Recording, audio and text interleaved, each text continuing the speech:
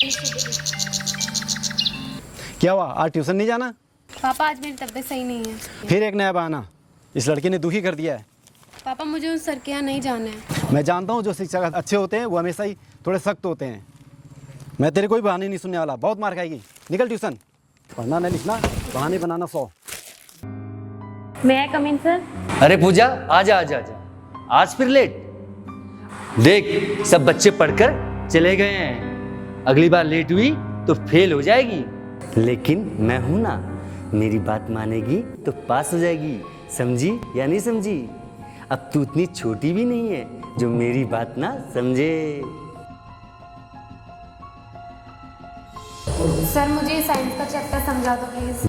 अरे तेरी राइटिंग कितनी गंदी है, ला मैं तुझे सिखाता हूँ राइटिंग कैसे बनानी है तुझे। अरे क्या हुआ? अरे रुक रुक रुक, कोई बात नहीं, तुझे फेल होने से कोई बचा नहीं सकता। कल क्लास तो आएगी, तब बताऊंगा तुझे मैं।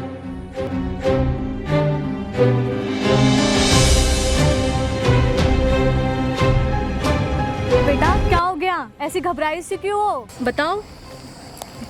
अरे बेटा क्या हुआ? कोई भी समस्या है तो मुझे बताओ, मैं आपकी बड़ी बहन के ही तरह हूँ। मुझे बताओ। मुझे वो सर बिल्कुल पसंद नहीं है। कौन सर? जहाँ मैं ट्यूशन पढ़ती हूँ। बेझिझक मुझे बताओ। वो मुझे ज़बरदस्ती पढ़ने बुलाते हैं। कौन सर है? और वो मुझे बहुत गलत तरीके से देखते हैं। और आज तो उन्होंने मुझे बहुत गलत तरीके से मेरे चेहरे पे टच किया, मेरे हाथों पे टच किया। वो मुझे बिल्कुल पसंद नहीं है। और मेरे पापा मुझे ज़बरदस्ती भेजते हैं वहाँ। मैं उनको बता भी नहीं पाती। मैं ट्यूशन नहीं जाना चाहती। मुझे नहीं पढ़ना। कोई नहीं बेटा, मैं हूँ तुम्हारे साथ।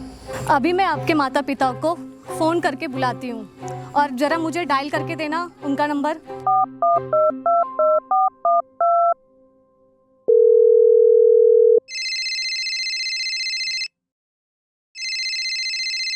हेलो। नमस्कार, मैं नीता अग्रवाल, चाइल्ड हेल्पलाइन ऊधम सिंह नगर से बोल रही हूँ। आपकी बेटी मेरे साथ है और मेरा ऑफिस आपके घर के ही पास है। मुझे आपके बच्ची के भविष्य के बारे में आवश्यक बात करनी है, तो आप मेरे ऑफिस आ जाइए। हाँ जी, मैं आ रहा हूँ।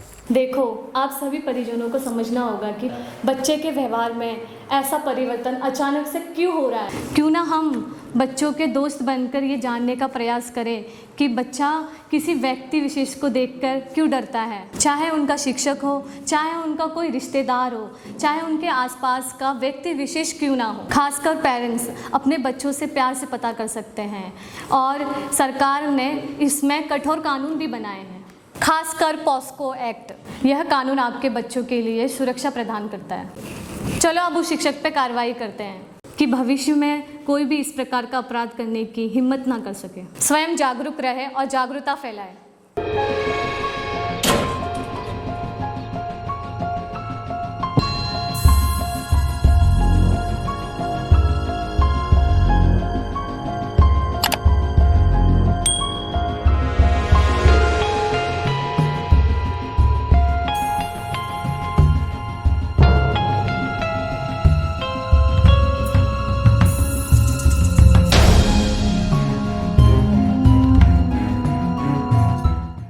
जनपद के समस्त नागरिकों को मेरा नमस्कार।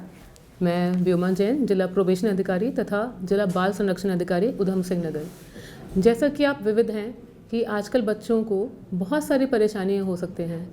कोई बच्चा मानसिक रूप से अस्वस्थ हो सकता है, कोई किसी रोग का शिकार हो सकता है या कोई किसी उत्पीड़न का शिकार हो सकता है।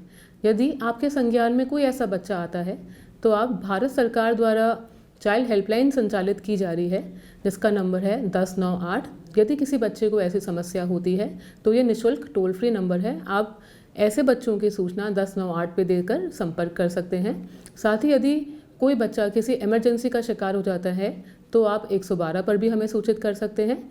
साथ ही भारत सरकार की WCT डिपार्टमेंट द्वारा NCPCR national commission for protection of child rights का भी एक पोर्टल है, जिसमें आप ऑनलाइन जाके अपनी शिकायत दर्ज कर सकते हैं। सभी बच्चों से, उनके माता पिता से मेरा अनुरोध है कि यदि आपके बच्चे में आपको कोई बदलाव दिखता है, वो चुप हो जाता है या फिर आपसे कुछ बात शेयर नहीं कर पाता है, तो इसका मतलब ये है कि आपको उसके तरफ ध्यान देने की आवश्यकता है और हो सकता है उसे किसी काउंसलिंग की या किसी सपोर्ट की ज़रूरत हो। तो ऐसे में भी आप जिला बाल संरक्षण अधिकारी या जिला बाल संरक्षण इकाई से संपर्क कर सकते हैं और अपने प्रॉब्लम्स का जो है सल्यूशन ले सकते हैं।